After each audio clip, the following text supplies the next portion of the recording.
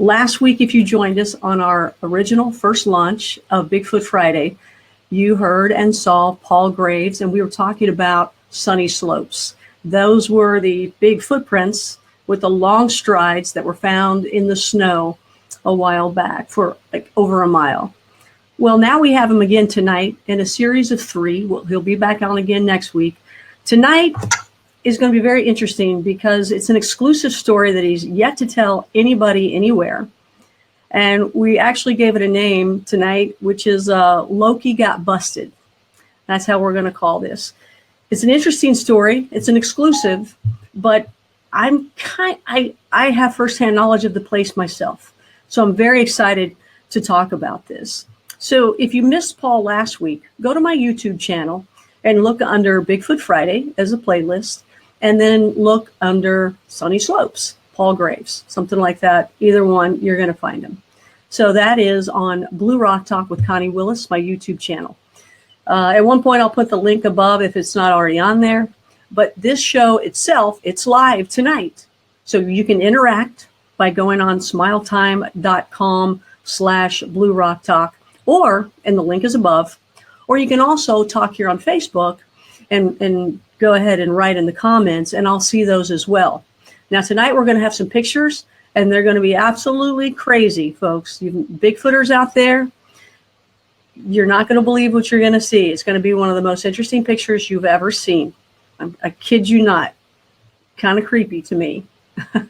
Maybe creepy to you too, but it's fascinating as well. So after tonight, I'm going to air this just a little bit longer on Facebook, but I'm going to put it onto YouTube because the plan is to get you to go to YouTube. So I want you to subscribe, please, to my YouTube channel and hit the bell for the notification so that you won't miss any other Bigfoot Fridays or any other shows that I have here on Blue Rock Talk. So without further ado, let's go ahead and bring on a man that is a very serious researcher of Sasquatch, also a husband, a musician, and a very good one. Last week he sang for us in the Raw, and got a really good response about that. And I'm excited because he's going to do it again for us tonight. Also owns a concrete business, and he's just, very down to earth guy. Have a conversation with you, talk Sasquatch all night long, and I love that because that's what we're going to do tonight. Again, post in the comments or go to Smile Time as well, and you can post there too. So without further ado, let's bring on Paul Graves. Let's see here. Let me pull him over. Hang in there, Paul. We've got our new little format going here. And me too. Hey there, Paul. Welcome to Bigfoot Friday on Blue Rock Talk once again. Hi, Connie. Thanks for joining us. We had such a good response last week. You did a fantastic job. Everybody loved your singing, so you must do that again today. I'm glad that you will. Well, thank you. I appreciate. Oh, there's that reverb again. Hopefully that'll be good. Yeah, I appreciate the opportunity to talk to you and your listeners. So thank you very much. This is great. Thank you. You're welcome. Well, last time we talked about Sunny Slopes and how cool that was for somebody to knock at your door early in the morning. You probably didn't mind them being that early after you found out what it was to wake you up. But that was a fascinating story. Thank you very much for that. Any developments before we go into the next story? Anything else with Sunny Slopes from last week? Oh, yeah. I continue to talk to folks that kind of live up around there. Actually, some of our really good friends live really close, and I Google Earthed it, and they actually live directly in front of where the tracks were by probably like an eighth of a mile. I mean, it's literally super close on the other side of this big house where there's all these big trees, and there's been some really strange things happening up behind her house where these are big forest trees up there. And then on the other side of that would have been where the last tracks were found. So yeah, there's still some stuff going on, and there was actually a possible sighting. I talked to a 10-year-old boy yesterday actually that had a sighting possibly. And so that's not unusual, where people might think, oh, the kid's lying. That's not unusual because kids are out playing, and as you know, they're good bait, right? Yeah. So that was kind of cool talking to him and so forth. So yeah. Did he say what was his story? The 10-year-old boy. Basically, he's seen it in the Wenatchee cemetery, and on his way to school. Wow. And he was on the school bus, and described what he saw and everything. And of course, can't say for sure if what he saw for sure. But I thought it was interesting that he seemed pretty genuine on that he saw something that was different, and described it as tall and taking big steps, covered in brown. So wow, wouldn't that be something if it was the same one? Yeah. Who knows? Who knows? Some people still think that there's only one that walks the entire planet. Who's that Bigfoot? That's a good. Well, let's get into Loki Got Busted. Tell us who Loki is. Tell us the story. And when you're ready for, I'll probably kind of banter with you throughout it, but when you're ready for pulling up the evidence, you let me know, and I'll show that as you want to talk and tell the story. Sure. So actually, Connie, I have talked about this story a little bit in a talk I gave at the Dallas Museum in you did? Oh, okay. Oregon. But I haven't released the pictures or anything like in a public format or anything. And there's reason for that, and I'll tell you why here in a second. But so I was asked to do a talk in the Dalles, Oregon, and the Dalles has a history of Sasquatch stuff too. In fact, Peter Byrne, one of the early researchers, I should say, not the first, but one of the early researchers that did stuff in the 60s and 70s, had a little area set up there, a little command center or whatever, and he would take reports and go out and look and stuff like that. So I was asked to do this talk, and I did. In that talk, you have to actually go to my talk and listen to my talk. I do talk about this picture briefly in there, but I never really, made a big hay about it or whatever and put it out there. And, the biggest reason for me is, I'm really good friends with Bob Gimlin from the Patterson-Gimlin film, as hopefully most folks know from now. If you don't, you can Google it and go watch it. It's quite a piece of film. In fact, yes. It's the second most analyzed film in the history of mankind. What's the first? Take a guess. That would be the Zapruder film. Sorry. What? The Zapruder film. Oh, you already told it. What the what film? The Zapruder film. Maybe I'm not pronouncing it right. The Zapruder film, which is the film that was taken by, his last name is Zapruder, when Kennedy got assassinated. Oh, I was going to say, was that Kennedy? Okay. And so the Patterson-Gimlin film is the most analyzed, after that. Excellent. And I'm good friends with Bob, and of course, it's pretty good footage, but yet, footage is not good enough for science, and it's really hasn't done much further, and I don't think really any photos will or film, although it's interesting if you can get something to look at them and analyze, because you can learn a lot from them. You can. In fact, there are films out there that I believe are genuine. They're not all hoaxes that are, that you see. Of course, YouTube was, made for whatever. It could be part for disinformation too. There's so much on there anymore that it's hard for people to, what's real, what's not, unless you really kind of done this for a while. And then even then it's hard, some of these films are pretty good that some of these people do, but there are some real, I think, genuine films out there. So I think you're right. I've seen some stuff recently that, I'm lucky enough to be in a position where people will bring me information. And Paul, I've seen some stuff that it's amazing. It's amazing. I mean, well, what we have tonight, what you got tonight is amazing too. So good capture, man. Go ahead and start your story. That's I had to think a little bit out of the box on this whole thing, and I guess being a musician and an artist, that kind of works that side of the brain anyway. So basically back, it's been about 3-4 years now back. I was with the group for a while, and it was through this group that I was contacted and invited to go by to visit these folks that were having these ongoing typical encounter type stuff going on around their house, including, things coming up and banging on the side of the house and sightings.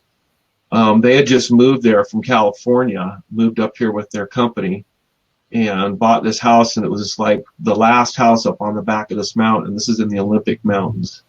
So there's nothing but Olympic Mountains, behind them and stuff. And there's a huge ravine that also runs right next to their house. I mean, super close, right next to where they have this little pond they built that goes right by their front door. And there's a little bridge that goes over it to go into the front door. And so it was over on the left side of this ravine where I eventually put this camera that I'd made. And let's move forward a little bit. So the one group had moved in there at first and had put a bunch of cameras up. And we kind of knew already at this point, because we'd had another area over at one of the islands over in the Puget Sound area that had a lot of ongoing stuff going on. And actually, some of the people I was working with, he actually bought the house where this stuff was going on and put some people in there. But kind of the same thing happened, put a lot of cameras up type thing. And well, as soon as the cameras went up, the activity went down and the things weren't coming around. They knew that these cameras were up there. So we kind of learned something from that. So at this next location, it was like there were some cameras up, and I asked him, I said, well, what's going on now since the cameras got put up? He's like, they're not coming around anymore. I knew it, and so it was like, okay, we can't repeat our mistakes again. Let's think here. Let's think. And so what had happened is they'd had a young gentleman that moved up with them, and he had a sighting while working on the retaining wall there one day, and he was by himself, and the homeowner had left him a rifle and everything because there's cougars in the area, but he'd heard this noise and walked over to the edge of the ravine and looked down, and just less than 30 feet away, looking around from this tree, was this giant, what he described was, he had it in his rifle scopes, and he watched it for about 30 seconds. 30 seconds. About almost up to 30 seconds. And that's a long time. And couldn't shoot it. It was, but he couldn't believe what he was looking at. And so immediately, of course, he called the homeowner, and he came rushing back up and the whole 9 yards. And that night they sat down and did a real detailed eyewitness drawing. The homeowner's actually an artist, trained artist, so it took like up to 3 hours, and they made sure that they got every line right. He really wanted to do a detailed drawing while it was fresh in this guy's, head of what he saw. This guy that saw it, did he have any idea that there was Bigfoot sightings there? By this point, the family had numerous encounters, and he knew that he didn't know. Okay. That they were around, but of course, he didn't know for sure, and I know for sure that the lady of the house had already had at least 1 or 2 sightings by this time, and multiple other stuff that had happened. So, they knew that there was something going on there, but he didn't that day working, it was daylight, he probably didn't think nothing, whatever, working on the retaining wall, and, hears a noise and walks over and pretty much changed his life, forever at that moment. I mean, he really, it really tore him up. I mean, and as we move on with this story, I'll kind of what happened here was, so when he had this sighting, the cameras were up and everything, and we decided, now let's take them back down, because after, the group moved in or whatever, and the cameras went up, things went back down again. So all this activity was going on until the group came in, and then so we decided to take the cameras back down. As soon as the cameras went back down, it wasn't even a matter of a week, and things started happening again. Wow.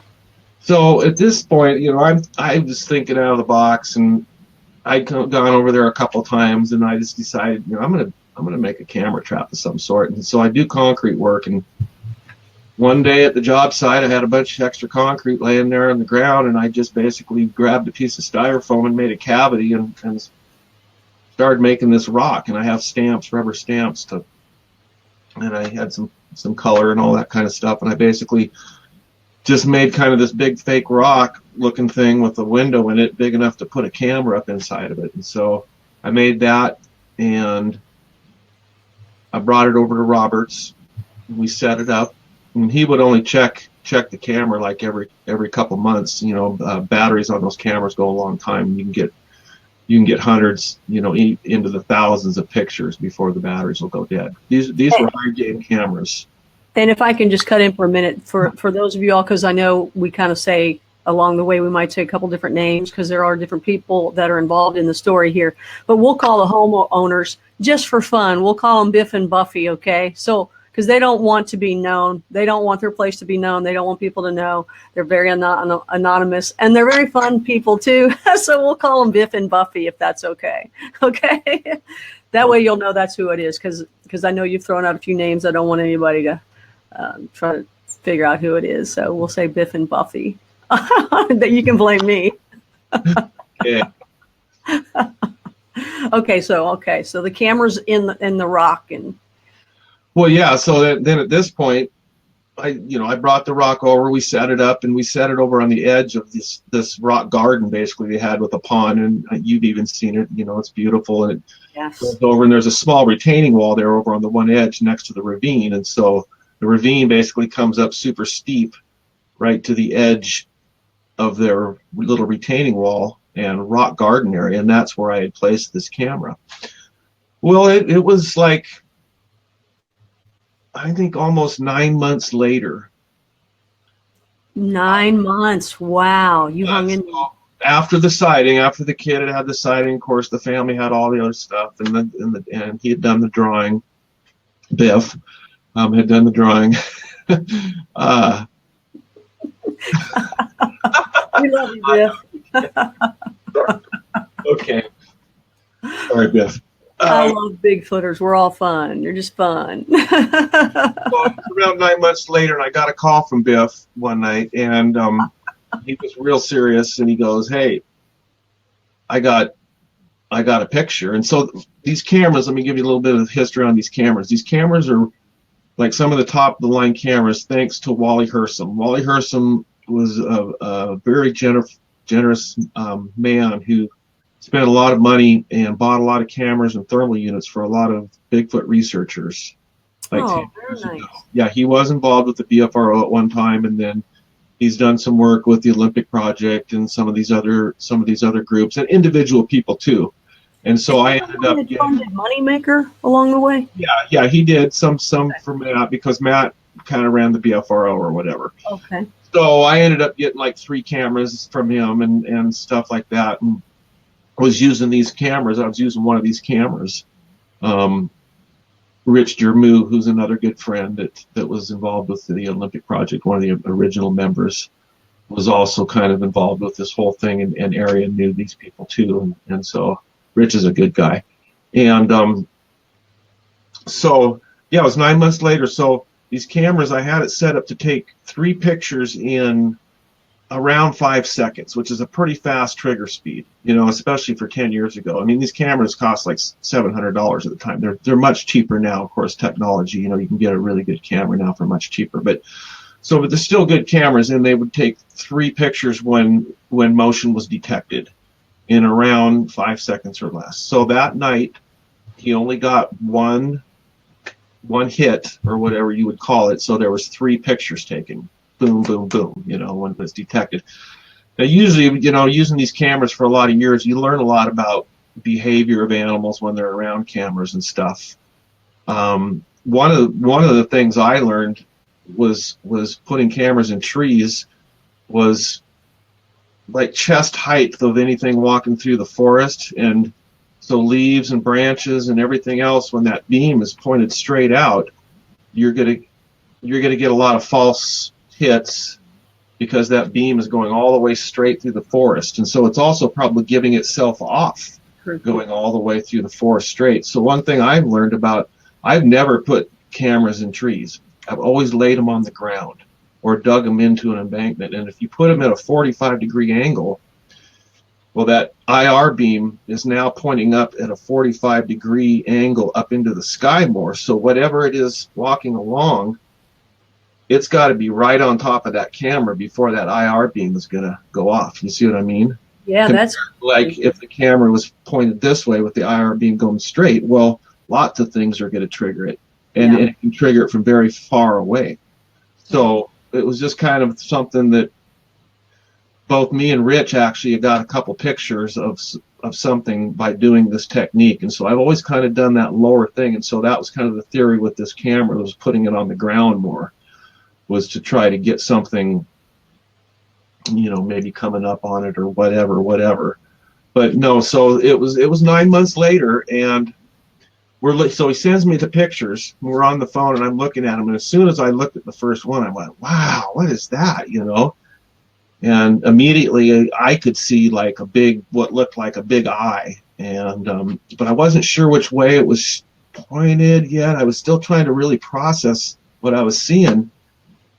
And then at that moment, Robert was like, well, I remember that drawing I did. Let me get my drawing out. He got his drawing out, and so we're still on the phone, and he grabs his drawing, and he took the game cam photo that I got, and he overlaid it onto that drawing, and he sent it to me. He goes, oh my gosh. And when I first saw that, that's when I really, the hair on the back of my neck stood up. It was just like, whoa, oh, whoa. Because to me, I was looking, you know, from about 2 feet away into the face of what I believe is more than likely a Sasquatch. Unless it's an alien. I don't know, because it's odd. And when you see the picture, you know, it's whitewashed out, but you know that's what a camera will do. The camera will do color, and then it'll go black and white when it goes at night. Oh, that's why. Okay. Just, you know, I was lucky enough to see this too. I've been to the place that he's talking about, and I saw the picture that they took. And that's when I first met Paul by the phone. Is Biff showed me the picture, and he did it just like, you know, he showed me just kind of like you were talking about. He showed it to me, and I couldn't figure out what it was. I was like, what is that? And then he did some unique, neat little thing, and then I went, oh my gosh, because it was looking right at me. So if you want me to show the picture now, I can pull it up for people. If you want to tell more, it's up to you how you want to tell the story. Let me just, so what we think happened that night is the ravines really steep coming up to the camera, and so the camera would be like right here. Let me get over here a little bit. So here's the camera, like my fist, things coming up. It looks like it literally popped its head up and boom, busted, you know, like it got its picture taken. And then if you look at the time signature on them, it's all time signature. And the next picture, it's 2 seconds later, and there's just a little bit of heat signature down in the left bottom corner, like it had ducked down really fast because it knew at that point that some kind of a light came on or whatever. It's also possible the concrete, this thing weighed like about 300 pounds, that the concrete, you know, masked some of the smell or the sound of the thing too. And so it's interesting that it was still cautious coming up. You know, it seemed like it was low, crawling up, coming up the ravine, and boom, and then got taken down. Little bit of heat, and in the third picture, there's nothing there. And then since that time, of course, we've had the camera in there, but it's like it learned its lesson, and we haven't gotten anything else. So. Oh, that's probably true. When it matches, the thing that got me was how well, when he overlaid it onto the picture, the eyewitness drawing picture that was done 9 months before. So this is 9 months before, Right. And then when he overlaid it, it was stunning how well it matched. I mean, even the wrinkles above the eye and everything. So I didn't realize that. You're right. That's amazing how well they did that. I mean, the guy he was doing the yard work and stuff for them, and doing a lot of work around the house. He really got a good shot of this thing. Did he go back to work after that, or was he kind of done? No, he's helped with the family and stuff off and on since then. Yeah. Now, he wasn't living with them. I think he was living down in town, but he had moved up with them when they had moved up. So he was kind of like part of the family member or something like that. Well, it's interesting. Before we show the picture, I just wanted to say that I was lucky enough to go there and hang out with them. And one of the things that I enjoyed about it is I'm not the best tent person and camping person. I want to be off the ground. Hey, look, I'll do it, but I want to be off the ground, okay? They forced me in a tent. Ron Moorhead and Carrie Campbell forced me in a tent one night, right where you took the picture, and I was not happy about it. I didn't get any sleep. But, I'd rather not be on the ground. I'd rather be up, and I'd rather be where there is something around me other than a tent. Just the way it is. I'll go out there, but I do want some sort of protection because why? Because I know they're out there. Okay, that's the way it is. I believe in them that much. But going out there, I heard all the stories from Biff, Buffy as well, and Buffy kind of tells them in a more kind way. She's had a lot of communication with them, and she had a lot of. I don't know, kind of surprising things that happened too. So they kind of went through some tough times with it, but Biff really talked about it in a scary way, and he ended up scaring me half to freaking death if you hear him tell a story. But what was really cool was they have this really beautiful home in the mountains there, and they have 12-foot tall or 14-foot tall ceilings or something very high, and there's nothing but glass. So I thought, this is perfect. I can sit inside a really nice home, cuddled up on the sofa, just look out that window, because apparently they would come up to the window. So I thought, this is perfect. See, Bigfoot thinks, oh, this is perfect. These people moved in here with all these glass windows. Now I can go watch them. It's a human aquarium. But I was amazed that there was one little tiny window up top, close. I think it was above like a shelf, and there was a little tiny window, kind of like what would be a skylight, but like a window. And he had said that this thing was 12 foot tall. And that's about where I was with Carrie Campbell at the time. That's where Carrie and I said, well, that's about 12 foot right there. So we imagined how big this must have been to be able to just look inside that window. And Biff had said that he had to scrunch down a little bit to look inside that window. And it scared me because that was massive, over 12, maybe 12 or more foot tall. And the size of that, if you saw that outside your window, I mean, that was pretty scary to me. But I heard the stories, I talked to you, saw the pictures, and I had also previously had interviewed William Munns on Coast to Coast. Oh. And William had told me, of course, William went into analyzing the Patterson-Gimlin film, just to analyze it, not knowing what might come from it, right? He wasn't a Bigfooter or any, he wrote a great book on that. Oh, yeah. And a great guy. And next thing, we talked later after the show, and he was saying, yeah, I've experienced, a place that, they had the crisscross trees, right, where their X's where the trees were, right? Yep. You know what I'm talking about? Yep, right behind, yep. Right. Well, here's the thing. When I went there, they were already cut down, right?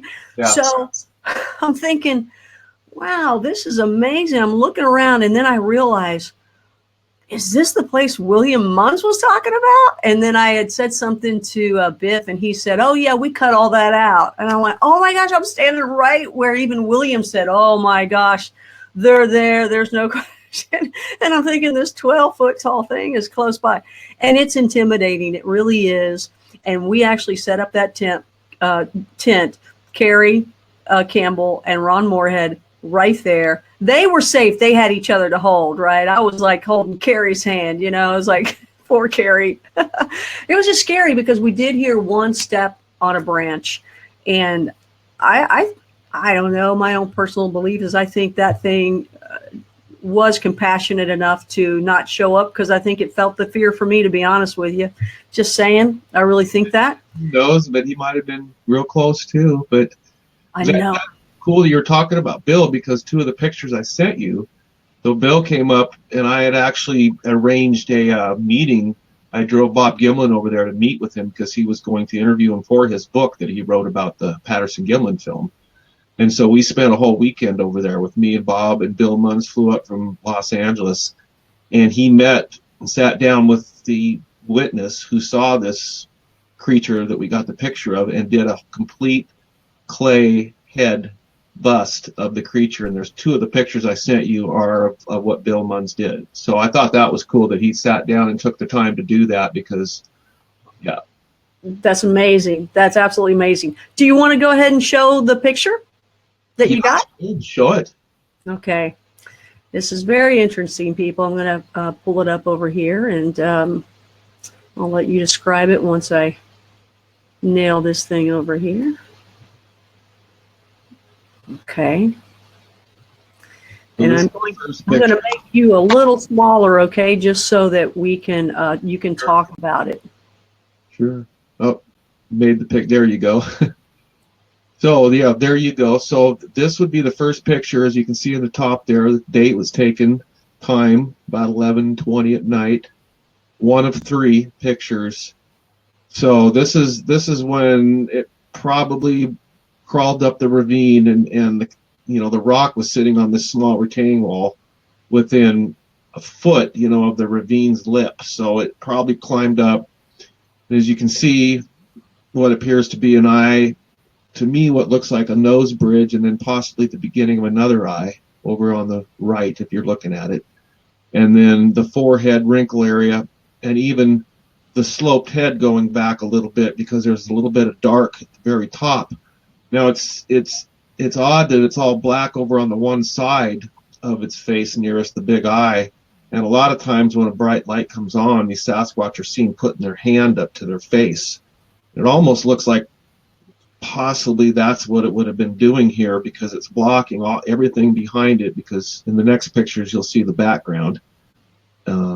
Anyway, that's just one of my theories on possibly why it's all dark there. But well, I want everybody to take a good look at that, because that is the picture right there that he took, that it was amazing to look at and go, what is this?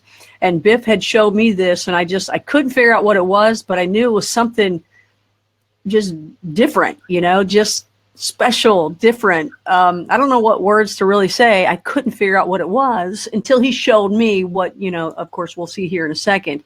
But folks, that's what the picture was right there. So let's go ahead, take a look at what you saw next. Okay. 20:29 on the time. Right. Okay. And here's picture. And here's the next one. Is 11:20:30, so it's actually a second later. 1 second later, and if you look in the very bottom left corner there, you can see just a little bit of light. And that's probably, that's the thing in the first picture, just ducking down to the left, but you can see the background now. And then the last picture, there's nothing there if you show the last one. So this is 2 of 3. Well, let me ask you about the light. Okay, so where you're saying is you see something, that's where the light part is, right? Yeah, in the very bottom left corner, see there's just a little bit of light Yeah. So there's also light up on the tree. Correct. So the light on the trees is the camera. The camera actually eliminating. It's got an IR eliminator, so that's what's eliminating that part. But I think that other little light down in the bottom there is actually maybe part of the very top, or just a little section of the actual creature ducking down within that 1 second, because there's 1 second between the first picture and this picture. So that's moving pretty quick, It is. That's very fast. I mean, I don't know if you. Excuse me? Well, I'm thinking it barely just caught it over here in the bottom left corner, just because of that heat signature there. Still, you're right. That's very fast. I mean, for him to possibly notice, maybe hear it go off the camera, maybe, and then to get away from it real fast. Yeah. Within a second. I mean, that's amazing. Okay, so we'll go to the next picture, and this is remember there were 3 in a row, so there's the third one. 11, 20, 32. So now it's just 2 seconds later, and then you can see there's none of that white thing down at the bottom now. Still showing the elimination of the trees there from the IR camera, but the little white segment that was in the previous picture is gone. So he's now probably back down on the ground and is working his way out of there. That's one thing we know about these Sasquatch. They've been seen a lot of times being very low to the ground, crawling or on their hands and knees or stretched out really low to the ground. So we know that this is something they do a lot, especially when they're coming up and checking things out. They move very cautiously. And they're so quiet. I mean, it's amazing. It's amazing. So I'm going to show the artist's rendering, okay? Yep, that's next. You bet. And that's Biff, right, that did this? Biff did this, yep. And this was done the same night, 9 months before this game camera picture. So this was drawn 9 months before. And that's what the witness saw. Wow. Yeah, it's quite a detailed photo, and the only thing that he wasn't happy about was the eyes. The eyes weren't quite right. And of course, you're seeing, dark eyes on the picture, and that makes more sense almost. They've been described as dark many times, but it might have to do with what the camera did or being dark or whatever. But the eyes were the only thing that the witness wasn't quite 100% with, but the rest of it was spot on, including the two. If you're looking at the creature, the left side, there's 2 horizontal marks that go across his upper lip, and those were visible when the witness saw it. He said they were like 2 big gash marks that kind of went across. So, wow. When he saw it, I mean, obviously they were both looking eye to eye at each other. Yeah, yep. He was looking right at it through his rifle scope. Oh my gosh. Yeah. I mean, I've heard that before. And at first, he had to take his eye away from the rifle scope because he was looking at it, and he saw the head, and then he took his eye away and he didn't realize how big it was in his shoulder. This thing was trying to hide behind a tree, but the tree wasn't big enough, and the shoulder was sticking way out, and that's when he realized it's the size, and the immensity of it. Oh my gosh. Well, it's still amazing to me because I guess I didn't, I know I was told the story correctly, but I think I was just overwhelmed with so much at once being there, because it's like this perfect haven where you want to go so that you will experience one if you haven't, and even if it's just activity. So you're overwhelmed at all this information and all this activity that has happened consistently for a long time. I mean, you said there was 9 months of nothing happening, at least camera wise, right? But to realize that the guy that was doing the work around the house, to see it and be able to show the gashes and then all these lines and then get this picture, and then 9 months later when this picture comes, to be able to put it right over the picture and it matches. That's pretty incredible to be that descriptive and to see it for that long. I can see why it wrecked his life. I'm going to go ahead and show the next picture Yeah, here. so if you just took your hand over this picture and blocked off, if you put your hand up and blocked it off like the whole lower mouth and most of the nose, and just put your hand over just to where there was a little bit of the right eye as you're looking at it showing, that would be basically the picture, that the game cam picture. But yeah, go ahead and show. So this is the picture overlaid on the drawing now. That's amazing. That's absolutely crazy. When he actually showed me what we see on the next picture, but just putting it right there, I mean, I can't believe how they got all the lines right. That's amazing. Kind of weird, yeah. When I first saw it, I was like, what? Yeah. Oh, wow. So we've had, I've had a number of people. I've shared this with all my colleagues. Dr. Jeff Meldrum actually spent the night at this location. Ron Moorhead's been here. Of course, Bill Munn's been here. Bob Gimlin's been here. Numerous other folks, researchers. Robert is actually trained in this friend of mine from back east, good friend of mine, Robert, and he's trained in pictures, looking at photography and stuff. And so he looked at it, and there was nothing as far as anything out of the ordinary, as far as any tampering or anything like that. I mean, of course. What about Biff and Buffy? Did they freak out to see this thing that close? Oh yeah, when after Biff like overlaid it onto the picture, and because at first we weren't really sure what we were looking at or the angle of it, but then when he overlaid it, it made so much sense. And I think you're almost seeing, like, it's almost like some movement in there too, because it happens so fast within that 1 second that there could be some stuff going on, because it almost looks like there's like some movement between the one eye and the next eye and the nose bridge there, like, that, and that could just because how fast it moved, within 1 second or whatever.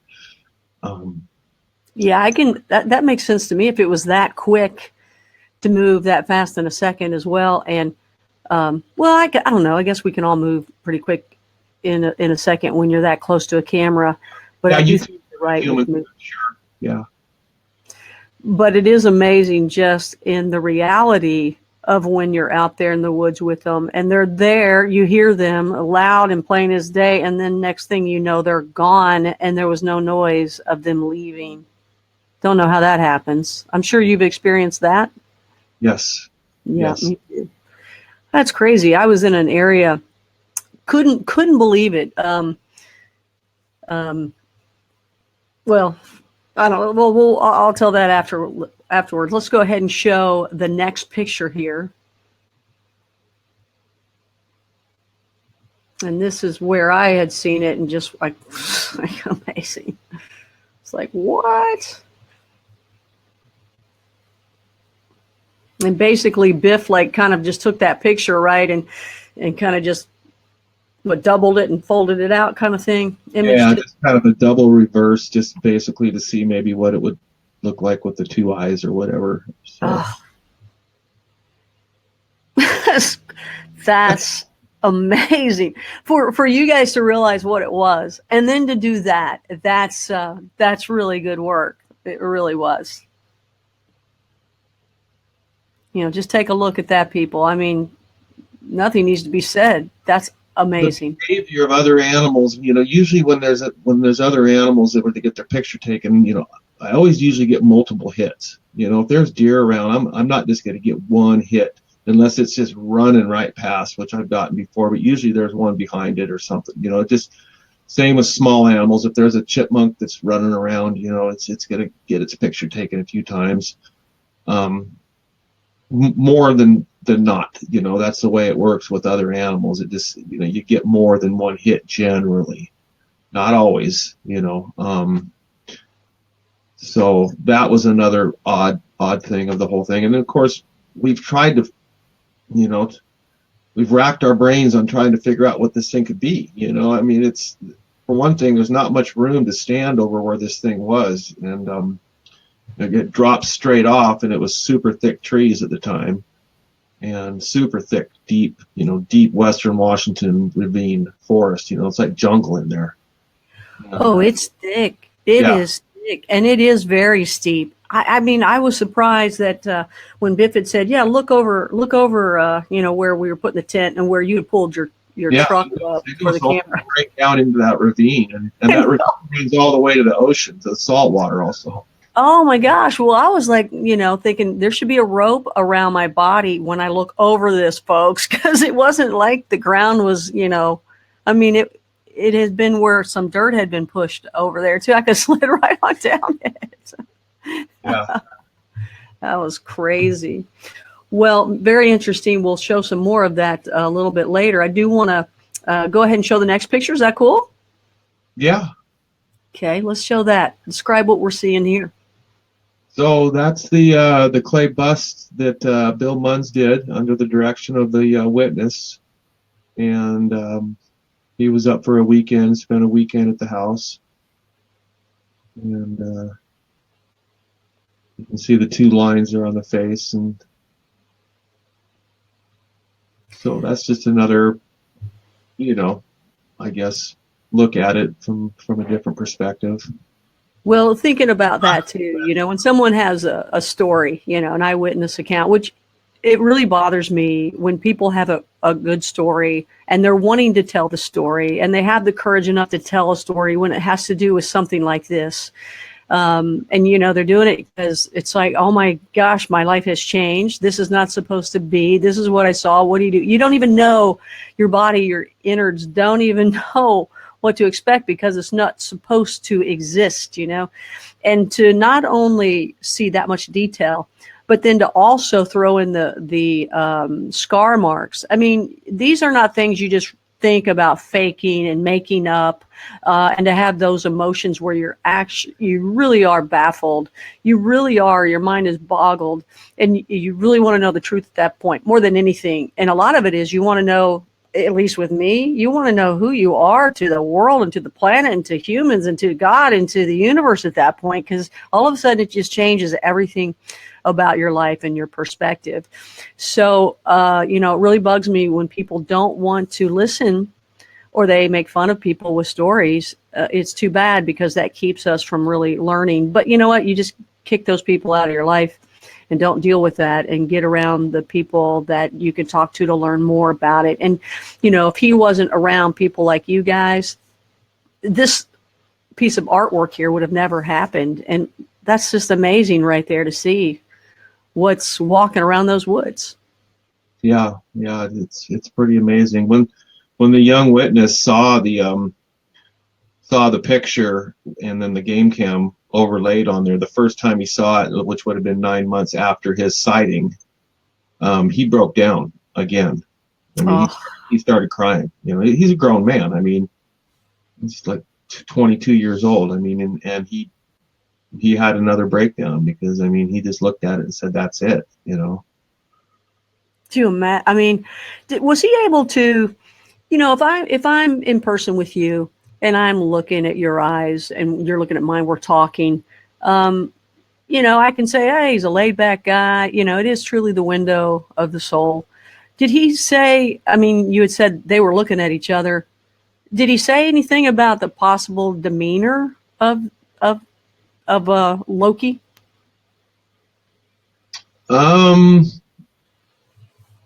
More of, I think, curiosity. It didn't seem to be threatening in any manner.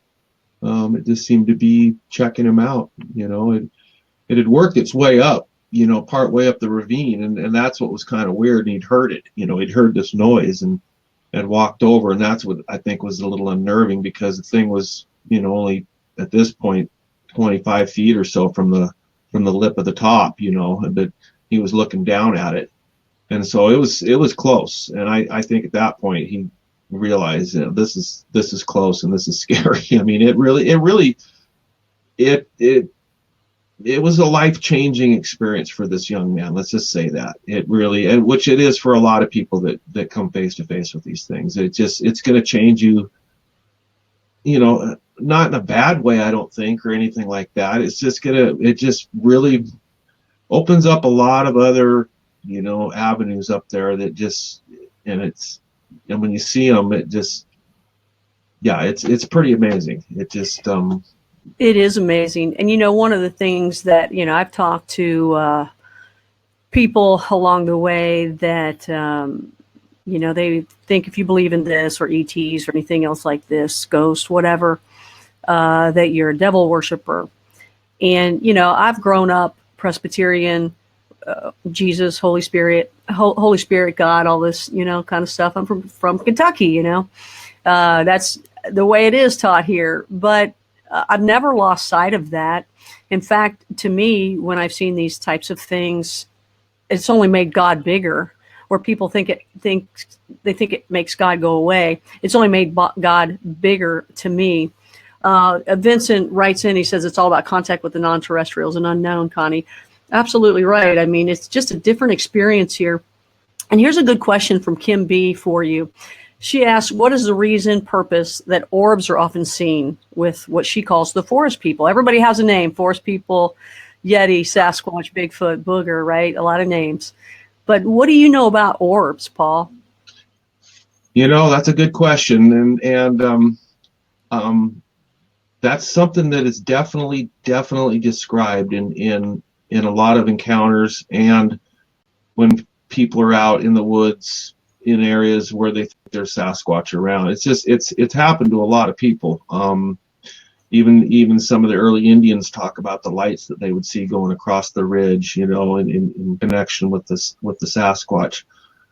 I don't know what it all is, but I do know that batteries is another thing that happens to us field researchers. We'll take our cameras and recorders and stuff like that, thermal units, whatever, and it's amazing how many batteries I go through. You'll put a brand new set of batteries in, and then if these things are like around for some reason, they'll zap your batteries, and your batteries, your units will be dead, or they'll be dead for a while, and then they'll turn on later on. And that's happened a number of times to me. Like actually hearing one scream one night when I was in the Blue Mountains, right behind my tent after I'd zipped it up, and I had my recorder in there, and I thought, oh, okay, this thing screamed, and it had a whistle mixed in with the scream too. It was really unique, and it sounded like it was right outside my tent. Went to turn my recorder on, didn't work. It's like, oh, okay. Next morning, went to turn it on, worked fine. So there's something with that whole thing, and I we don't know, but it is something that's observed. It is observed by a number of people. I know there's certain areas I can go, and there's both Sasquatch activity, and then often you'll see some weird, strange lights, and no one really knows. Everyone's got their theory or whatever, but it is something I guess we need to talk about, because it does happen. Whether the two are completely connected or related, again, I don't know, but it's odd that they happen at the same time and in the same areas under the same circumstances. So Right. I know some of the UFO at that point, right? I mean, Yeah. When people see the orbs, then they see the Bigfoot. And it's like, well, okay. It's okay to talk about that stuff. That doesn't mean that you're off to whatever some people are calling woo land, which is woo is just basically something that we don't understand, and that's okay. Paranormal really is normal. It's just because it's happening, so it's normal. It's happening, but there's just a part that we don't understand yet. So we keep an open mind on some of those things, and who knows, 50 years from now there might be something that completely is turned around, and we think about something completely different. That's all possible. Well, I want to show the other picture that we have here. It's of the artwork. Just a frontal view of it. Let me put it over more for us. And that's just head on. So I imagine if I were that guy too, that saw that, and I saw that looking back at me again, I would, if it's that close to it, I'd be reliving those Closer same. here. I think also that he wanted to darken the eyes up because they were dark looking when he saw them. In the picture, they look black, but again, it's dark. It's nighttime. Why the camera didn't, who knows what, why they turned black. They've been witnessed that being that color before, though, also, but then they've been witnessed being red or green or white, almost like they have their own luminance sometimes, which is odd. Yeah, what do you know about that? It's something that's been witnessed, and so I don't know. It's something, because their eyes will literally shine without, no flashlight or no reflection in them. It's like they have their own ability to. There's some theories on that, and I don't want to probably get too into it because we could probably talk about that for all night just on that subject. But yeah, that's something that is described, the red eyes or the orange eyes. Yeah, I've heard green and red and orange and yellow, and where people believe that the different colors are the different moods is what some people have said. They think when they're angry, they're red. And when they're not angry, I guess they're another color. What do you think of that? Yeah, I've heard that same thing, totally. So, yeah. Maybe when you're scared, they turn a certain color. Maybe they're not necessarily mad, but it just may be, who knows? Well, what other animals have that? I know when you shine a light on them, they can be reflective, but I'm being told by people, and I've seen eye shine before, but not like some people have said it looked like an LED light. I've just seen like a glow. And I wasn't, did I really see that? Because did I really see that kind of thing is what I had experienced. But what did you see? More of an LED type thing? And do you think it's because light's reflecting on them, or do you think they can really generate the light? That's where I've heard a lot of people believe that they can generate the light. Myself, I haven't really seen the eye shine. I've seen eye shine, but I wasn't going to put it to the Sasquatch necessarily. My two sightings were more brief, and one was faced away from me when it crossed the road. So, yeah. Okay. Well, I'm going to take this picture off and just go back to the original picture so people can take a look at that once again. Here we have the artist rendition from 9 months previous. Oh, is it too far over? Did I get too far over? Let me move it over for you. I need more computers and more screens here. That's all I need. Here we go. So again, I'm amazed at that was drawn just from what he saw, and then we went right into the other artwork. But here's the picture doubled over, and that's amazing to me. Let me scoot it over for us. Boom. That's just crazy. I think that's a great catch, and I'm going to show people your rock. Talk about a real artist. Take a look at how he captured that picture right there. So that's the rock. That's the actual retaining wall. That's sitting in the spot. It was turned the other way. It was turned towards those trees to the right.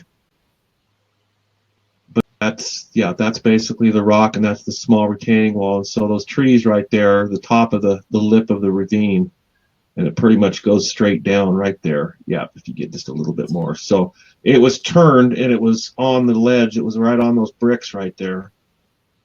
And it was turned facing, the other way. So that thing must have just come right up and just poked its head up, and boom.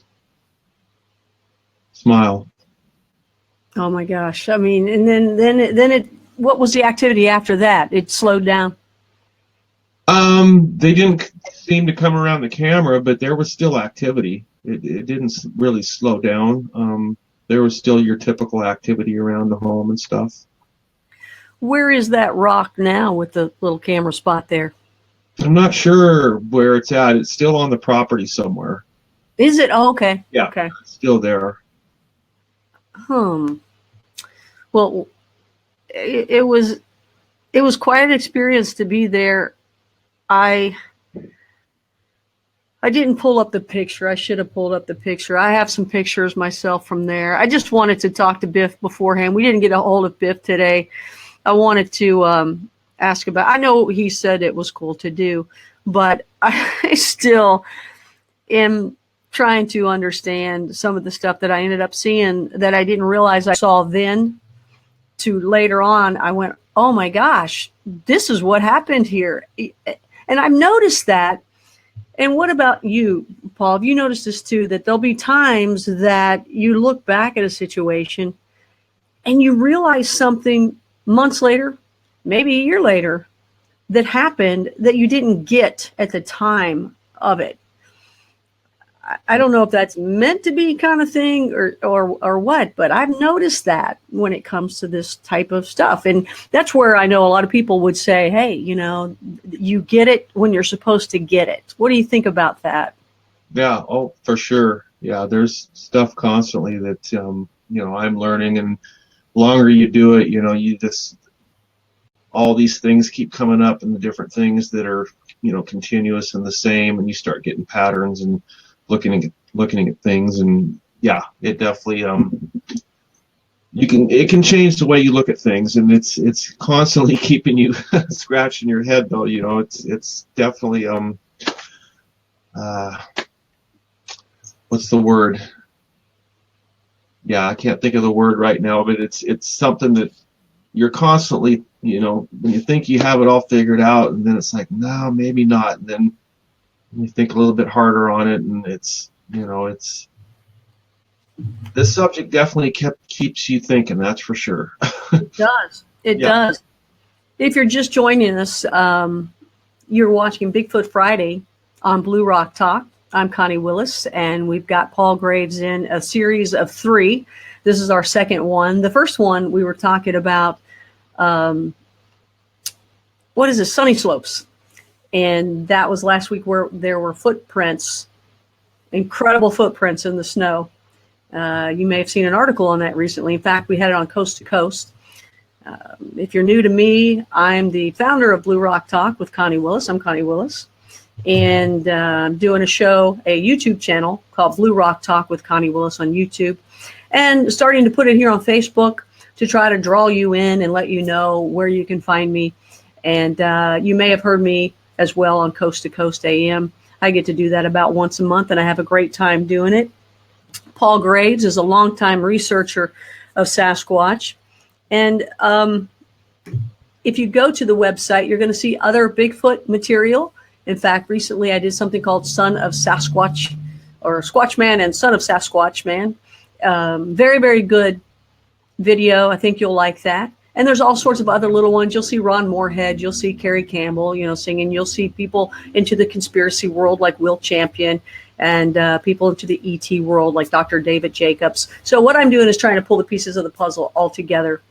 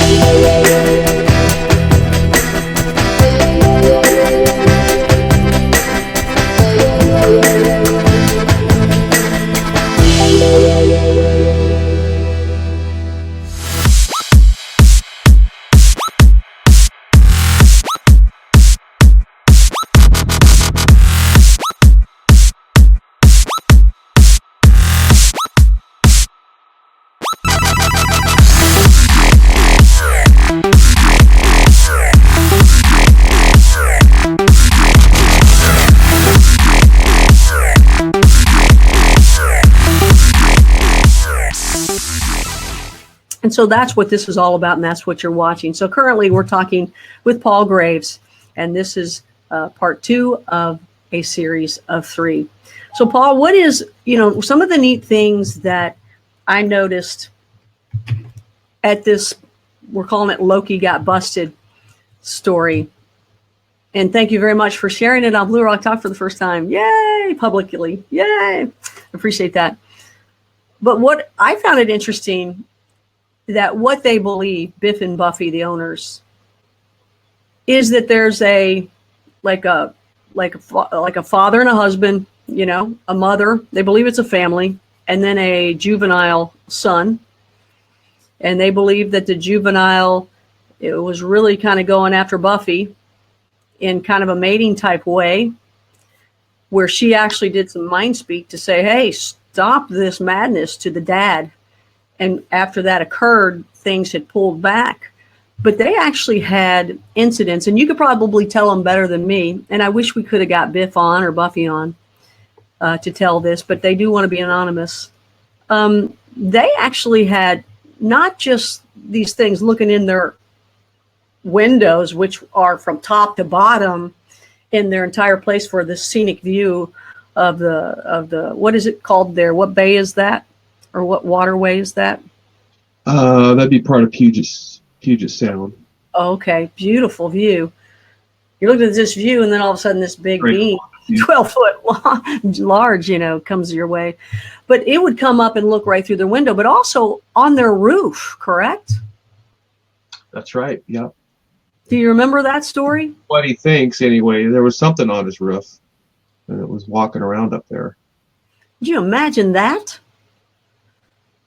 Yeah, that's it. They have been reported being on roofs before. Some of the natives talk about it, and there are some documented stories of them getting up on top of people's roofs and cabins and somewhat. That's a lot of weight, I guess. Apparently the roofs can carry them, but man. Oh, sure. A good roof load. Depending on where you live. If you live in snow country, you're going to have a really good roof. And no, a roof would hold something like a Sasquatch, I don't think. Well, it's. I noticed the terrain in the Pacific Northwest. I know that a lot of people that research Sasquatch, they like to say that the Pacific Northwest is the place to be. That's the place to go. However, I've been in Alabama and Kentucky, basically, and Pacific Northwest, and they're just as much here as there. I mean, I think their demeanors are different, maybe, or at least I think we all think that. I think we kind of brushed on this last time, and I don't know if it was maybe after the show or not, but it's funny that the people here in the South, we believe that the mean ones or the more aggressive ones are going to be where you guys are. And I said that to someone up there, and they said, oh, no, we think it's you all that have the more aggressive ones. So it's kind of funny how everybody thinks something differently. But I just think, when I saw those woods out there, those forests, my gosh, it's so different in the Pacific Northwest. In fact, Biff dropped myself and Carrie Campbell in an area and said, okay, walk to the house. And even Ron Moore, freaking head, didn't even go with us. I couldn't believe it. So Carrie and I were going through this. So I guess in my mind, I was thinking, and this is what I normally think when I think sometimes of the Bigfoot, and as scared as I was from the way Biff spoke, I mean, he really got me more afraid than ever. And you know how he speaks. So he really builds it up. I start thinking of picturing this 12-foot being in these woods. We're going from point A to B in this thick Pacific Northwest area. It was all behind his place, behind where those crosses were and back, right? Mm-hmm. And so we're coming in from to maybe the driveway or kind of the back of that back house that he's got there, the cat house. And I'm just picturing this big creature and two women walking around like, very feminine women, with the long hair. It's not like it was short hair where they might from behind maybe think something different. I don't know. I just thought of King Kong. Okay. I just thought of King Kong. And I thought, oh no, we are bait. We are true bait. And I just couldn't get it out of my mind. But there was an area that dropped down, and we had to go down it and then back up it. And I really love that Carrie was so understanding, because I said, oh no, I'm not going through those woods. And I was not going to go through that area. There's all this brush and all these like tall, I don't know what the terrain was. I don't know what those plants were. I've never seen them. That was the first time I was ever in that type of terrain. And I was like, no, I don't want to go through there. And I think Ron was kind of busting on me a little bit, and maybe Biff too, and maybe through the phone or something. But I didn't want to go through it, because in Kentucky, in Florida, in Alabama, you go through that area, there's rattlesnakes, snake, giant spiders, snakes, giant spiders, snakes, nasty things that crawl on you that you don't want to be around. However, that's not the case in your part of the woods. And Carrie knew that, and I was happy to hear that, because she said, oh no, she's got a real fear, because where she's from, you would never want to walk through that type of terrain. So anyway, I really appreciate that, but she ended up, we held hands and she got me through it. And I got to tell you, it was tough, because those plants were sometimes above my head, and it was pretty scary. I'm used to ticks and chiggers and all this other stuff, but you guys don't have a lot of worry about that up there. Well, Western Washington mostly doesn't. Now, of course, over where I live, in 2/3 of the state of Washington is Eastern Washington, and we do have to worry about things that will kill you. We have big rattlesnakes. We have huge black widow spiders. We got mosquitoes that'll carry you off, and we have ticks and all that kind of stuff, poison ivy, poison oak, So there's Eastern Washington, there's a lot more stuff that can hurt you than Western Washington. Now, Western Washington, yeah, you can just run through those woods, but they're thick, So there's the thickness makes up for the stuff that you don't have to worry about. But that is cool that you don't have to worry about so much of that other stuff, because I wouldn't like it. Snakes and all that stuff. Some of that stuff from back down in there, that stuff's bad. I mean, Oh, and this looked like that. I thought it was all going to be swampy and wet. And I was so happy for her, because she said, oh no, it looks like it, because I've been where you're talking. She said, but it's not like that at all. And she was right, it wasn't. But I tell you, I still felt like something could have grabbed me at any time. Anything could have been hiding. Yeah, and there is snakes in Western Washington. I mean, there are snakes there, and spiders too, for sure. But Eastern Washington, there's more deadly, types or whatever compared to Western Washington. It wouldn't matter to me if it was deadly or not. It would have been a snake, and that's just. I had 5 close calls last year with rattlesnakes. Really? Yeah, I mean, yeah, there's some areas over here where they're thick. I was jumping off one rock, and once, struck right up at me, and it just missed me. So you got to be careful with your walk. Wow. Well, hang in there for a second for me, and I'm gonna. Let's see here. I think I'm good. Learning this layout as well. Don't go away for a second. I want to just take a little break here, and then I want to ask you about some camera techniques before you go. Is that okay? Okay, sure. Okay. Don't go away.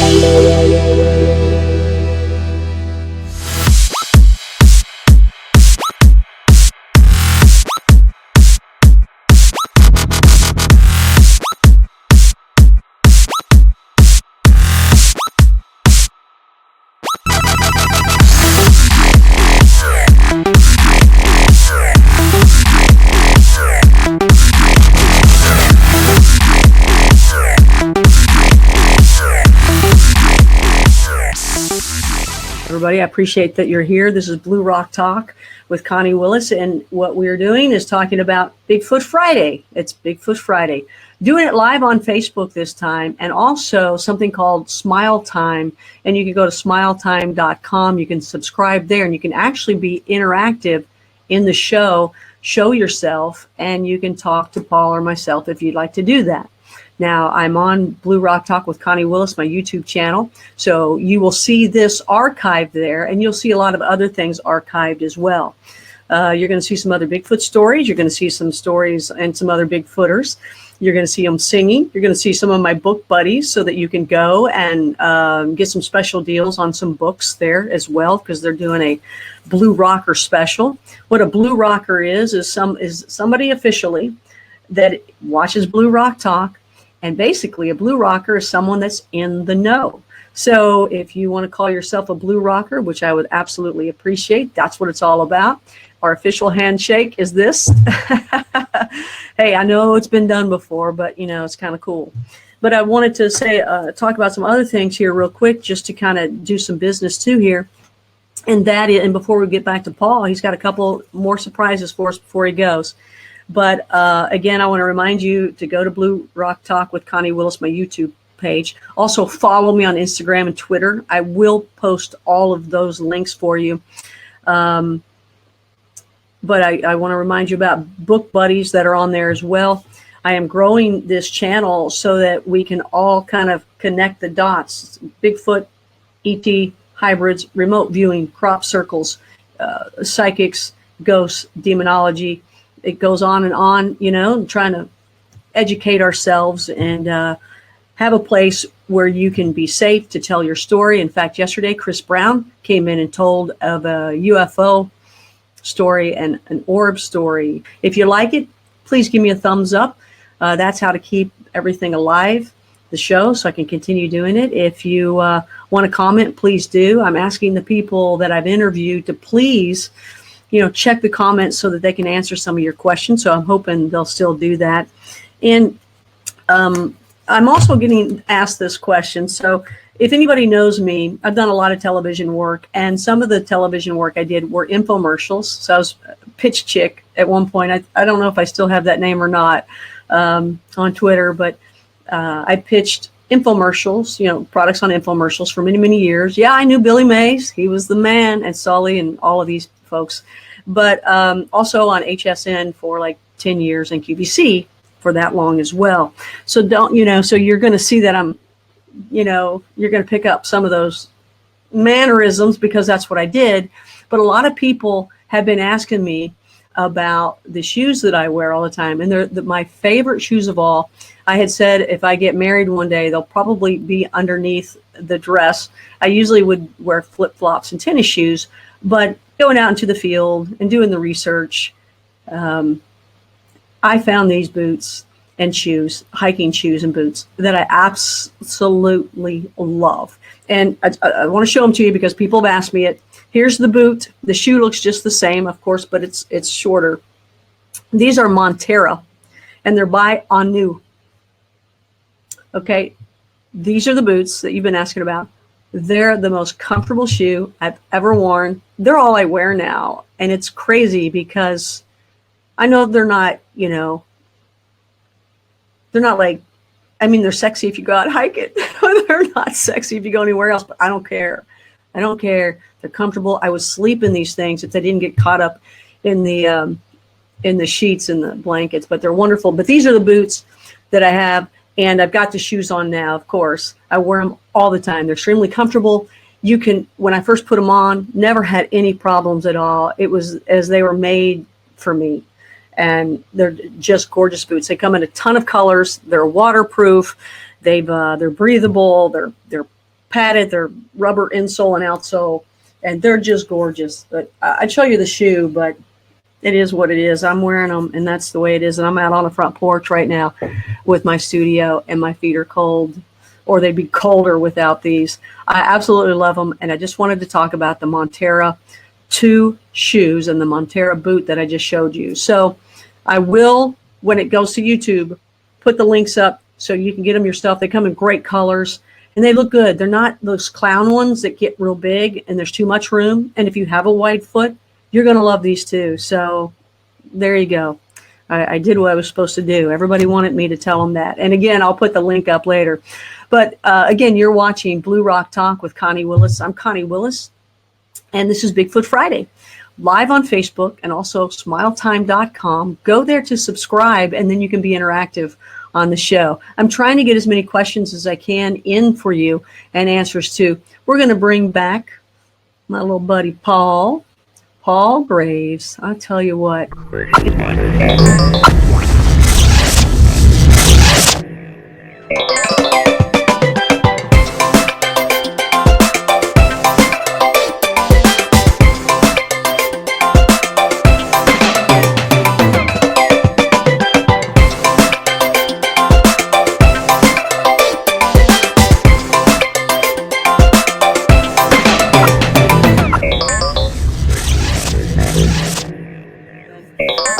So right before we had our technical difficulties, you were talking about how we can take pictures behind us and that the Indians were helping you in that manner. So I'm going to pull up the picture and you can show us using the technique that you were taught and what you actually ended up seeing. Can you tell us what you're seeing in this picture? Okay, so I was in Northern California, and I was actually in the Bluff Creek drainage, which the Bluff Creek drainage is where the Patterson-Gimlin film was taken. And I was planning on spending the night up at this little lake where there had been some sightings. A friend of mine, Bobo, told me to go up and camp there. And Bobo, are you talking the Bobo we all know? Yeah, I was actually staying with Bobo for a week. I was actually on season 1.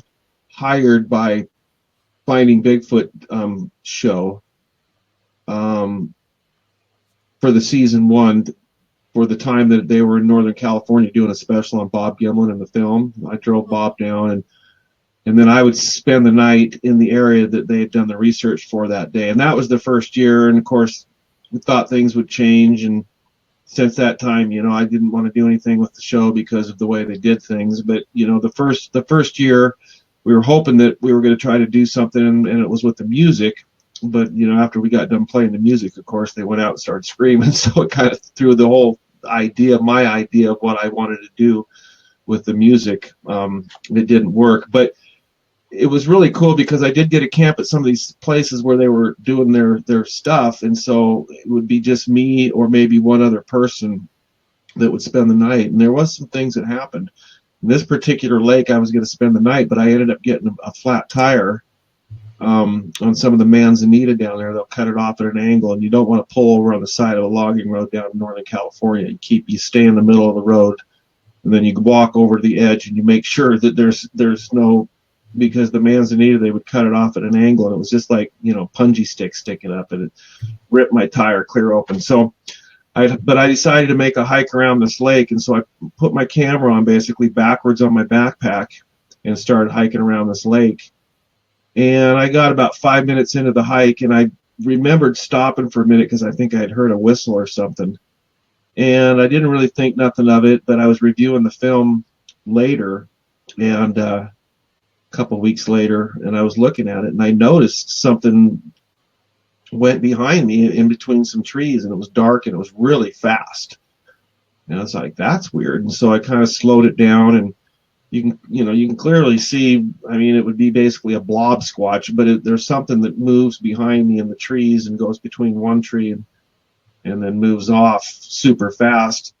And so I thought that was kind of cool. And I thought that was really all I had. And then we were looking at it later on, like even months later, we were reviewing the film, and there was an area right after that thing had crossed. And I guess I didn't look long enough or something, but this thing is moving so fast, and it's right after it crosses those trees, and then it comes around to my right, and I'm walking ahead, and the camera's behind me, and then this thing comes into view of my camera just off to my right in the trees and runs back behind me and stops at a tree for a split second and then continues to run off. It kind of reminded me of like maybe like if you see a chimpanzee walking really fast through the forest, how they just run, they'll just tear through the forest, except this thing was maybe moving even faster. And the thing of it is I didn't hear or see it when it happened.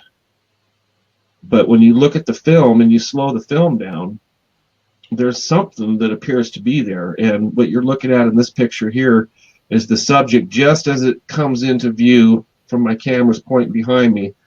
And the green arrow there is pointing to this subject. And you'll see the sun is shining from the left.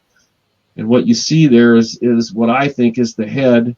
And there's some sunlight hitting it, and then the chest area, and then the two knees. It's hitting the two knees. You can see the split kind of in the legs, and it's bent forward, and it's moving towards this small tree, where in the next picture you'll see it kind of poking out, and in the film it like moves really fast and kind of tries to hide behind that tree and then moves off. There's the picture of it behind the tree. So that's like just a split second later from the picture you just saw. Wow. You can see it. Yeah, and it's running from the right to the left, and then this is it coming out from that tree. But again, this thing was moving so fast, and in real time, I mean, you can barely even see it. I mean, you can see it, and there's something there, but as you know, and so I don't know what it is. I mean, if it's a Sasquatch, this thing was moving fast. Well, that's one of the traits, right, that people talk about. I'm going to go back 2 pictures because I showed this earlier, but I want to show it again after the technical difficulties. This was the first one, and the shape of it. I mean, the different pictures shows it in different positions, obviously. And this one, it looks like it's standing up looking at you. My gosh, it looks gigantic. Okay, so this one actually, this is right after.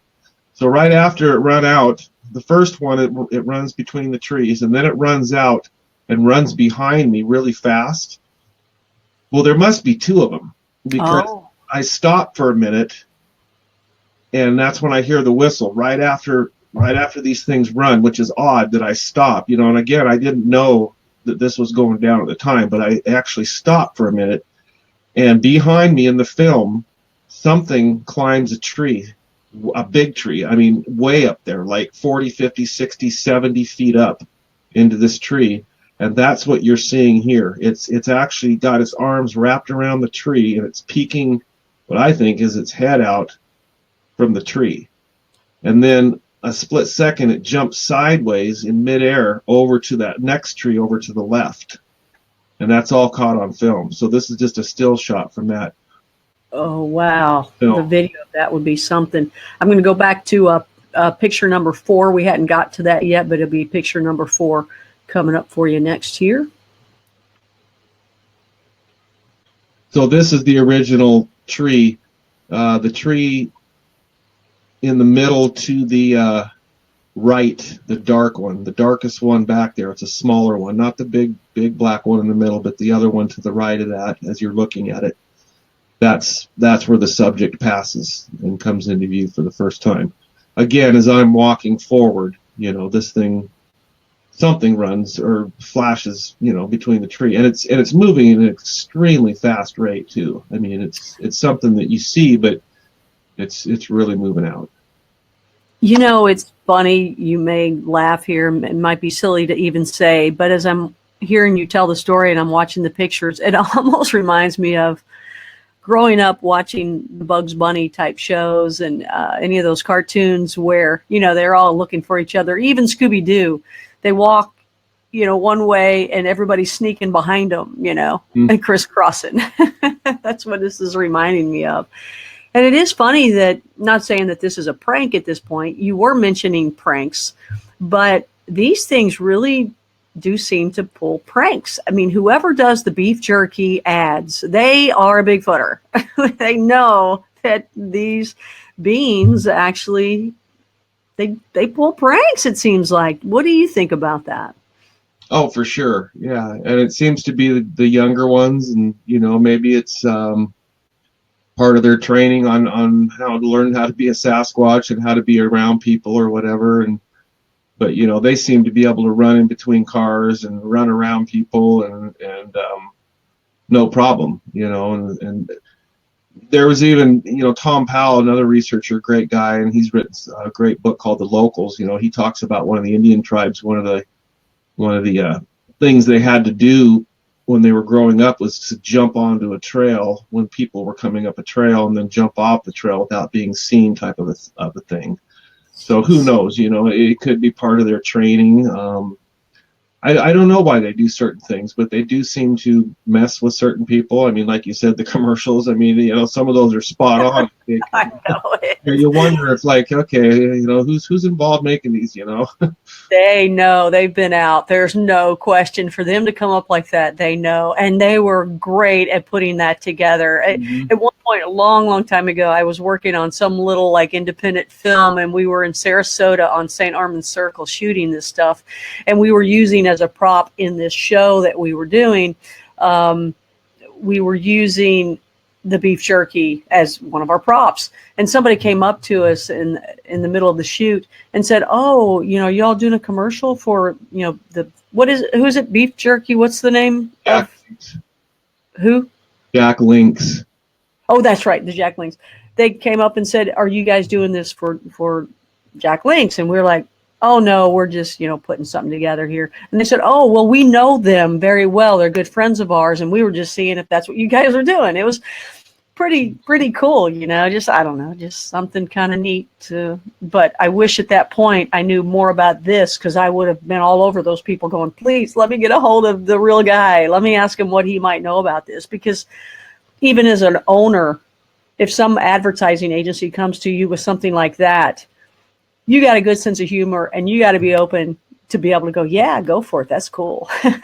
So I would have liked to have met him. So what is the picture that we're looking at now, Paul? So that's when the subject passes in front of that tree. And then, of course, it's, if you can see, it's much fatter. And so that would be your typical blob squatch right there. Yeah, all right. So or that's whatever. I don't even know if it's that. You know what I'm saying? It's something. It's something that passed in front of that tree. So that's. I'm gonna go back and forth from it, from this one to this one. Yeah, and this one's a little bit more zoomed in, so it's kind of deceiving a little bit, but basically so there's the two dark trees on both sides. It's the smaller dark one in the middle, just to the right of the center. That's the tree where the subject runs in front of, and then go to the next photo, and then you can see it's much fatter. I gotcha. And you can kind of see, I don't know what you can see there. There's just a blob there, but it's upright and it's brown, moving really fast. And that's just another. So that's the other one, was a zoom in of the thing that climbed the tree, and this is just it up in the tree. More of what it would look like over my shoulder. So the subject is, you can just see it down about mid way through the picture, to the right of the center, next to the black area right there. It's. I see that. Yeah, you can kind of see it there. And there's your last. And again, it was moving super fast as it went up into this tree. It's funny because Les Stroud, who I've met and stuff, he's a great guy, and he's interested in this subject, and he's done quite a bit of work on it, and he's got a segment in one of his shows where someone caught this thing, what looked like up in a tree behind him, and then it went sideways.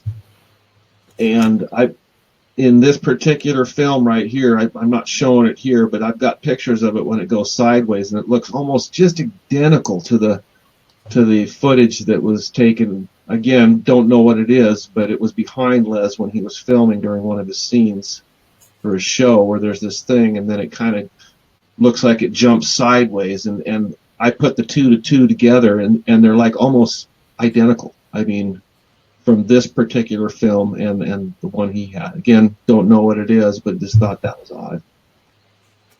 That's very odd. What do you think they are, Paul?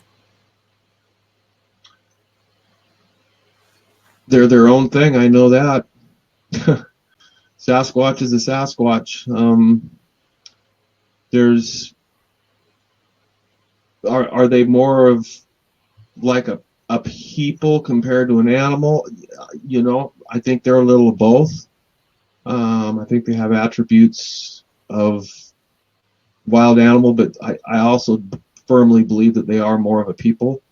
From everything that I've seen, the witnesses that I've interviewed, you know, 90% of them definitely said that they looked very human in the face, and you know, even people that had them in their rifle scopes that couldn't shoot because how human they looked. So, and that all makes kind of more sense. I mean, you know, this was just another animal. I think we would have come across it by now, and so forth. I think that we're dealing with something that is a Sasquatch are more amazing than people really put them to. I mean, what these things can do, they're nothing short of Superman, you know.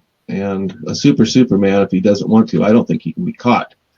And so, you know, then there's other things that possibly that we just don't know yet, you know, that why, you know, but we're finding a lot of these things out with a lot of different things, and so who knows, you know. It's fascinating. I like to do it because I enjoy doing the research. It's fun being a citizen scientist and trying to figure this stuff out, but it's not the only thing I do. You know, I've always enjoyed being in the woods and the mountains, and it's just part of it, you know, but it's not always there, and it's not the only thing I think about when I go into the woods either, you know. Do you think, well, what do you think of the show Killing Bigfoot? I think it's terrible. I think, yeah, you know,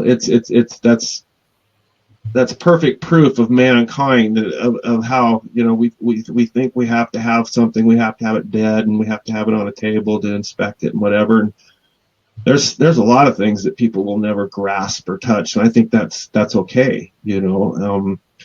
But for some of these TV producers to put a show out like that on a subject that, you know, this could be, I mean, this would change the way that we all thought and looked at things, but it's at the other end, it could be, you know, it could be an exciting discovery, what they are, but then on the other side, maybe it's a little bit scary for a lot of people, and they don't even want to kind of go there, and you know, it's hard for them. So, does the government know about it? You know, for sure. I mean, if I know what I know about these things, sorry, somebody in the government knows. I mean, and there's thousands of people that know about these things.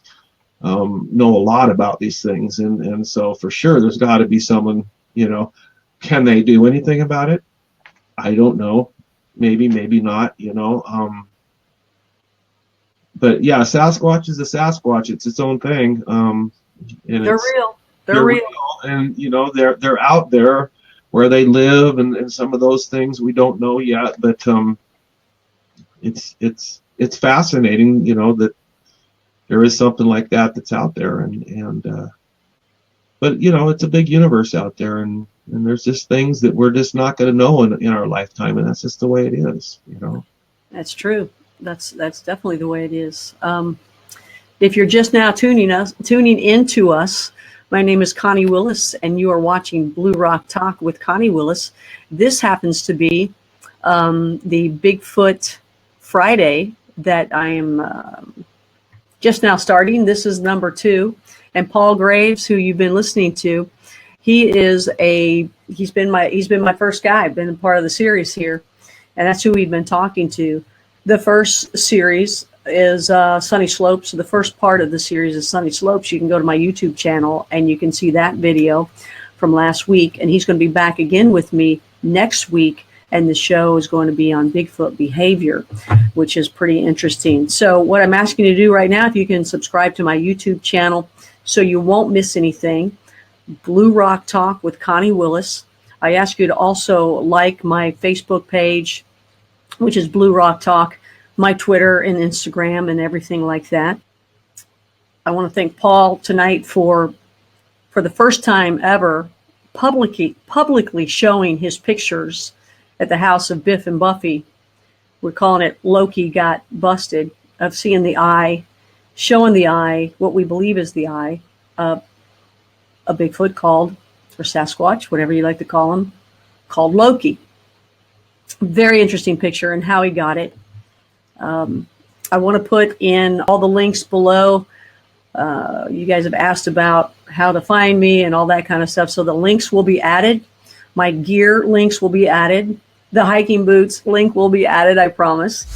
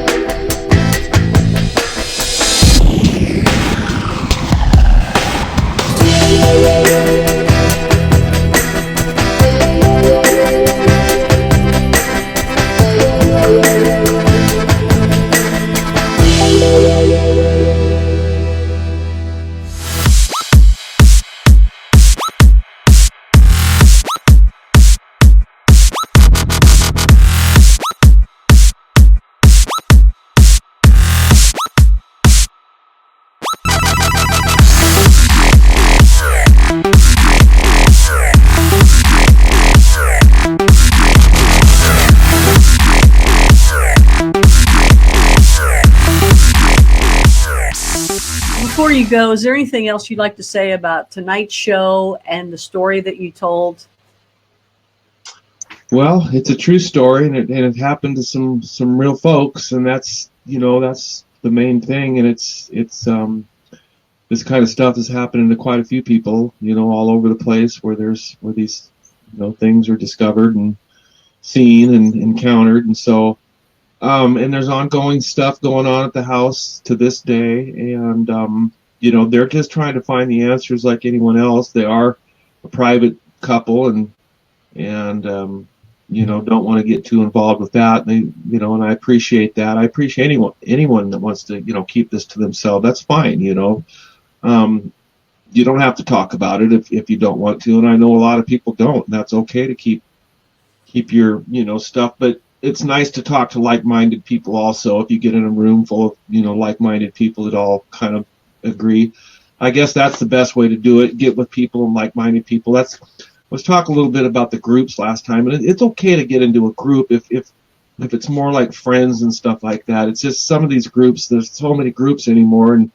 then you get in a group and you're trying to learn something and people have their ideas or whatever, and a lot of times it'll turn into more politics than anything else, than actually doing real research. And I just encourage people to try to get out in the field and get with some like-minded people that you can trust and get out and experience it. And then, of course, try to read some of the books. There's some great papers and books written on some of this stuff.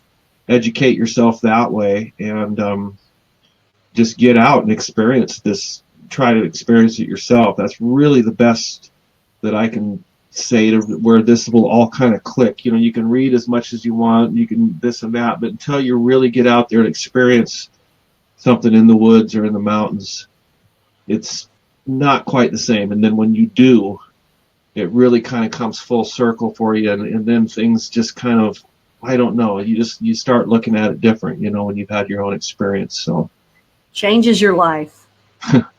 Yeah. Changes your life. Yeah, when you had your first experience, how did it change your life? How did it change your perspective? You look at things different, and of course I'd always heard, about them here in Washington State and stuff, and after you've heard it from so many people, after a while, it's and then of course family members. I've had four of my family members that have had encounters of one sort or another. So that also, including my dad, and so that also affects you, and when it's not just you. And then, of course, you know, my colleagues and friends that have also had encounters and so forth. It really, the picture gets pretty big, and it's pretty amazing. Really, some of the stuff, once you really look into this, what's going on. There's a lot of stuff, you know, and a lot of it doesn't even get talked about. So, well, are you around the Mount Shasta area? No, that'd be California. So I'm closer to Mount Rainier, Mount Adams, Mount St. Helens, Glacier Peak, Mount Baker. There's about 5 or 6 volcanoes in Washington State. The Cascades run from the complete length from north to south. Okay. Well, you're a lot closer than I am, that's for sure. So you're not too far, in my perspective. But I've heard a story, and before we close out, I was told that, and I don't know if it was through binoculars, I don't know who it was. I remember my source. He would probably tell the story himself, but apparently there were some Sasquatch seen with military figures around some mountain. I was thinking it was Shasta, but maybe not. And they actually saw the Sasquatch driving the Jeeps. Have you heard of that story at all? No. No. Okay. No, I've heard of Sasquatch being around military. There's a lot of military. Fort Lewis up here has had a number of sightings. When Mount St. Helens blew in 1980, the Army Corps of the Army and National Guard went down, and there was piles of animals that got killed. You know, elk, hundreds of elk, and I mean, it was devastating. I mean, it was like a bomb went off. And there was a couple reports of helicopters picking up nets and legs sticking out that looked like Sasquatches. But again, who knows for sure? It could have been bear, and it could have been something, because there was numerous bears that were killed, and they actually had piles of some of these animals that they had collected to the forest and then had to dispose of them. But no, as far as one driving the Jeep, no, I've never heard that. I heard that, and that's where they, you know, it wasn't amazing enough that they saw Bigfoot, and it wasn't amazing enough that there were many of them that they saw, and it wasn't amazing enough that they were walking around with the military. It was most amazing that they were driving the Jeep. I know they have been seen on military installations a lot. I mean, even down in Southern California. What is that? Is that Edwards down there? The one outside of Los Angeles in the desert there. So they've seen them on video footage, their security footage, and they've seen them live, like the security personnel that drive the perimeter of the area. And I know that's happened at a number of military areas. So something about that, you know, they seem to be seen a lot around reservations, but you know, I can understand that aspect. So I can absolutely understand that. And who do the Indians say they are? Who do the Native Americans say? They call them a people. They're like another tribe. They're a tribe that, even for the Indians, that they were hard to get to. You know, they were the Dezanaquah, for instance, was the Quacatool Indian, the whistling woman of the forest. You know, she had the pursed lips, and you'll see these on some of these totem poles that are made in some of the Indian tribes up along the coast. You know, that go up from Alaska all the way up. So they had a rich history, but they were always some sort of a people. You know, in my area they're called Chonito, which means night people. So. And I love when people see them in the day, because they can actually see them. So you've been watching Blue Rock Talk with Connie Willis. My guest tonight on Bigfoot Friday is Paul Graves, and this is the part 2 of a series of 3. Tonight we're calling it Loki Got Busted, and before that it was Sunny Slopes. Check out my YouTube channel so that you can see these archived. I'll put them together. And next week he's going to be back with us, and we're going to discuss Bigfoot behavior. Some of the questions that you guys have asked about, are they all nice? Are they all kind? Well, I think Paul's got some stories that may surprise you and may educate you a little bit more. And that's what it's all about. We're trying to pull the pieces of the puzzle together. This is an area to make it safe for you to tell your stories. And those of you that want to put your questions in for that, please join us next Friday night here on Bigfoot Fridays on Blue Rock Talk. So thank you again. I really appreciate you being here with us. If anybody wants to check out all the links that we've talked about tonight, they will be on down below or up high, wherever the post is that you see this next time. But before we go, we had such a great success last week when Paul sang a song for us. And what was that called? Was that Lady of the Woods? Yeah, it was Lady of the Woods. Very nice. I've been singing it actually for a while, and I keep singing that she's a lady.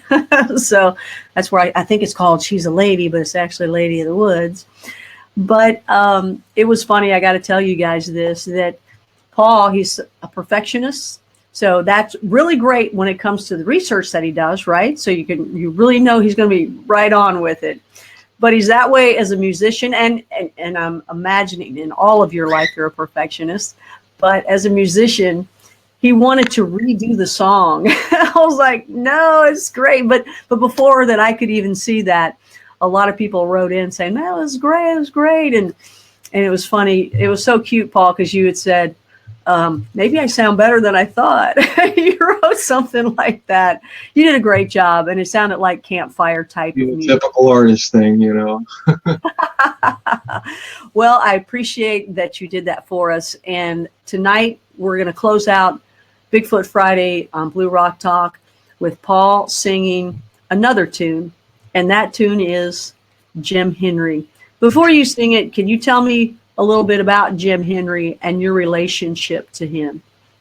Okay, sure. So Jim is a gentleman that I met back in about 2005. He called my home one night, and he grew up in the Grays Harbor County of Washington State.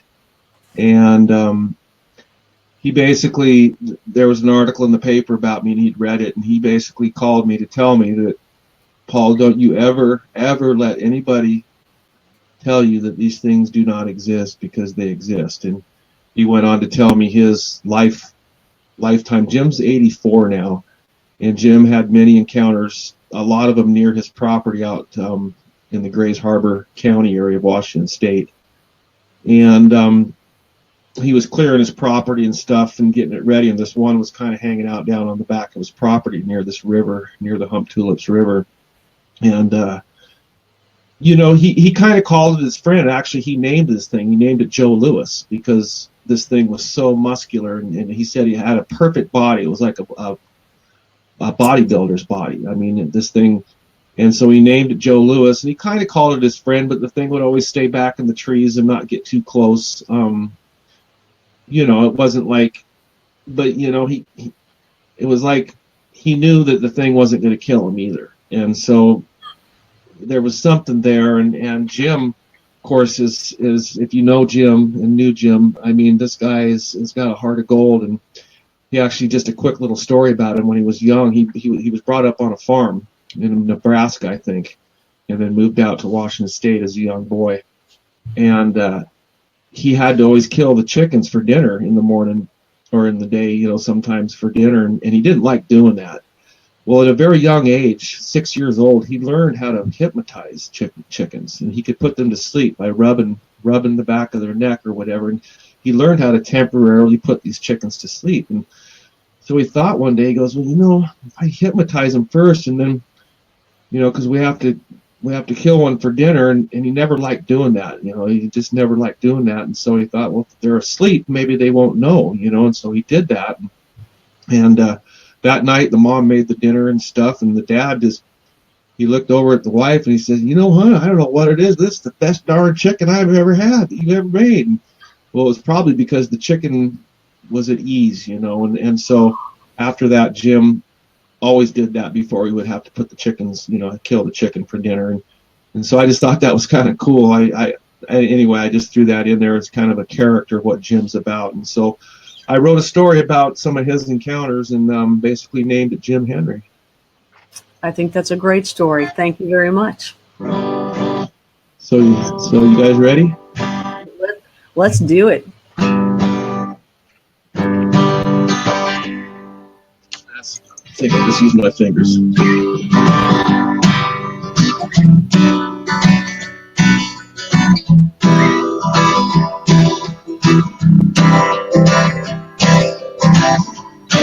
Now, man, His name was Jim, who had a story no one would believe in. While camping out, his wife and he saw a herd of elk swimming in a lake among a dark covered thing. It pushed them along, but had arms like an oar. Walked around on his tiptoes, looked like a hair-covered man on the shore. Didn't know what it was till many years gone by. But now he knows it's a creature they say started back when the world was fine. Oh, Jim Henry's got a new friend.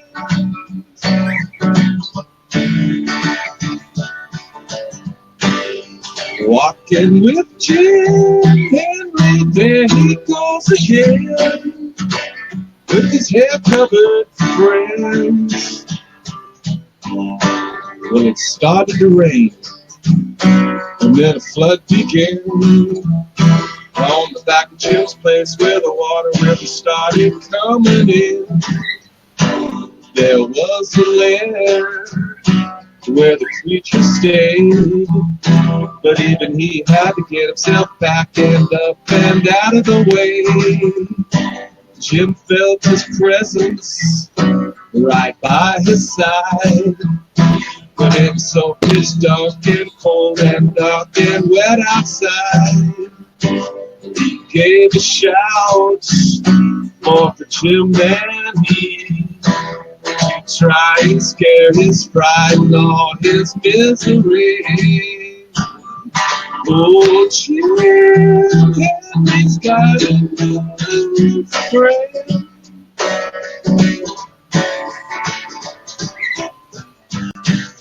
Walking with Jim Henry, there he goes again, with his hair-covered friend.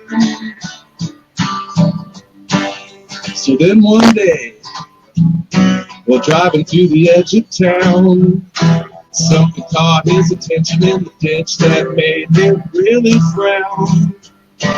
This thing was crouched, then bounded out, then shot like an arrow so fast across the street before he could shout. Oh my, what's that? Looks like a hair-covered man, running faster than a deer, being chased by a bear through the bottomland. One thing's for sure, well, Jim knows they're real, and he hopes someday we can all get together and make a deal, just to be together forevermore. Cause he knows this world's big enough for both from shore to shore. Oh, Jim Henry's got a new friend.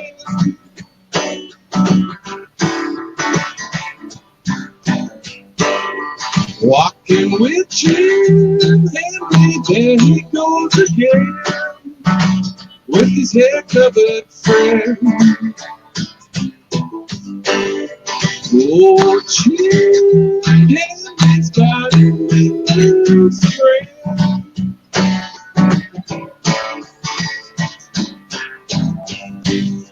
Walking with Jim